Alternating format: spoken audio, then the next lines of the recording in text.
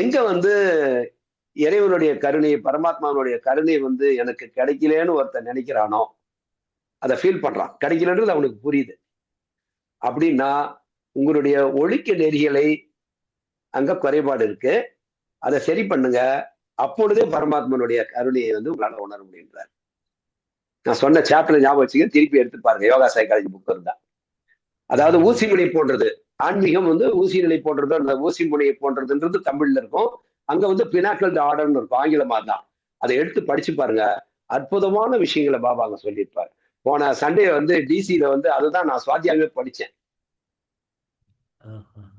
So அதனால அந்த ஒழுக்கம் என்பது ஒரு ஆன்மீக சாதகனுக்கு, ஒழுக்கம் என்ன சொன்னா முதல்ல அதுக்கு ஒரு விரிவாக்கம் சொல்லுங்க பார்க்கலாம். ஐயா பாலகிருஷ்ணன் ஐயா, ஒழுக்கம்னா ஒழுக்கம்னா என்ன சொல்லணும், எல்லாருமே சொல்லணும்.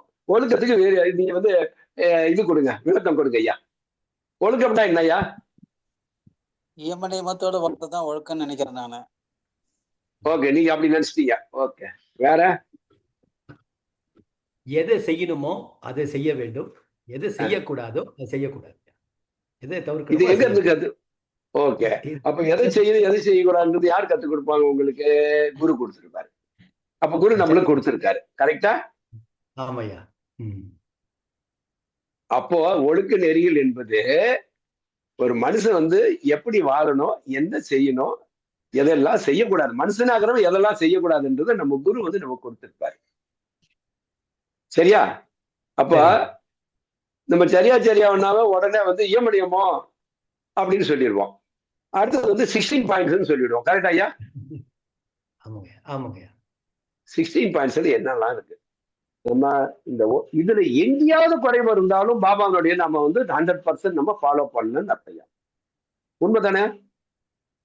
அதாவது அந்த ஒழுக்க நெறிமுறைகள்ல நீங்க ஏதோ விஷயம், நாம ஏதோ இயமனியமம் மட்டும் அப்படின்லாம் பார்க்க முடியாது.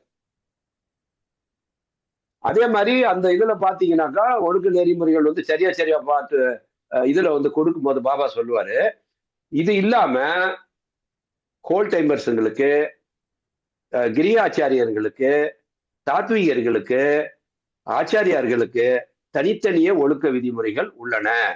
அது வந்து இதுல இருக்காது. நம்ம சரியோட இது இருக்காது. அப்போ யார் யாருக்கெல்லாம் என்னென்ன கொடுத்திருக்காரோ அவங்கவுங்க அதெல்லாம் பின்பற்றும் போதுதான் உண்மையிலேயே அந்த ஆன்மீக முன்னேற்றம் என்பது நமக்கு கிடைக்கையா. அதனால நம்ம சாதனா செஞ்சும் வாங்கியும் நம்ம முன்னேறல அப்படின்னா, அல்லது இறைவனுடைய கருணை இன்னமும் நம்மளால பெற முடியலன்னா, எங்கேயோ ஓட்டையில ஏதோ ஒரு ஓட்டையில தண்ணி லீக் ஆகிட்டு இருக்கு, பானையில இருக்கிற தண்ணின்னு அர்த்தம். அப்ப எவ்வளவு எச்சரிக்கையா இருக்க வேண்டியது. பாபாவுடைய இந்த புத்தகங்கள்லாம் பார்த்து இதெல்லாம் ஃபாலோ பண்றோமா இல்லையா, திரும்ப நம்ம அதெல்லாம் தினமும் படிக்க வேண்டிய விஷயங்கள். உண்மையா இல்லையா?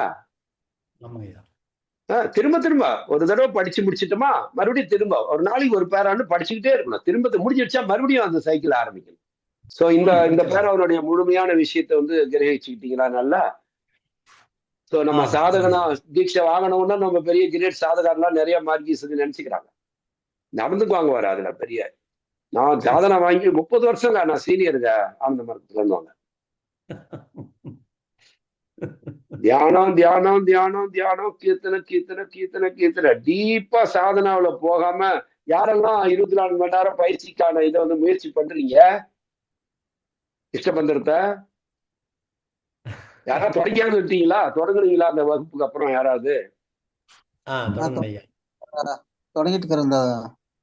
தினமும் ஞாபகம் வரும்போதெல்லாம் படுத்திக்கிட்டே இருங்க. அது கொஞ்சம் கொஞ்சமா அப்படி சுவாபமா மாறிடும். நானும் தீவிரமா அது வந்து முயற்சி பண்ணிட்டு தான் இருக்கேன். விட்டுடக்கூடாது.